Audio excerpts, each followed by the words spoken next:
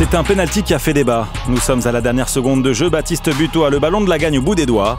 Dunkerque décroche enfin sa première victoire de la saison à l'extérieur, après être passé de près à Nantes et Montpellier. Sur la dernière action, le truc était extrêmement sévère. Je crois qu'il y a eu une totale incompréhension sur ce qui a été sifflé. Donc la sanction est dure pour nous. Sanction difficile pour des Toulousains à la peine dans ce championnat. 6e défaite pour le Phénix qui pourtant y croyait à son premier succès. Les ingrédients étaient là, un bon Kevin Bonnefoy dans la cage, une attaque rapide et placée pour prendre le lead au quart d'heure de jeu.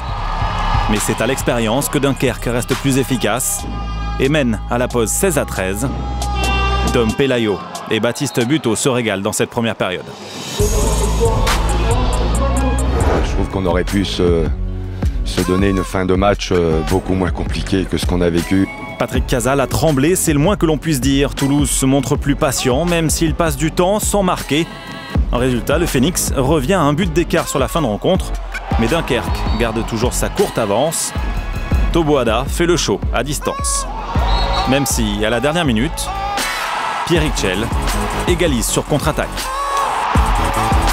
Une fois, j'étais plus mécontent quand les arbitres sortaient un adversaire du terrain.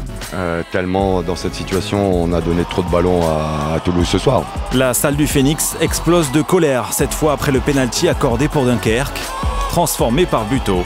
Victoire pour les hommes de Patrick Casal.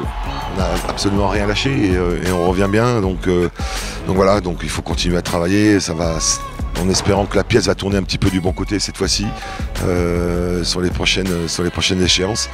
Mais on s'accrochera, de toute façon, comptez sur nous. 3e succès donc pour Dunkerque cette saison, le premier à l'extérieur.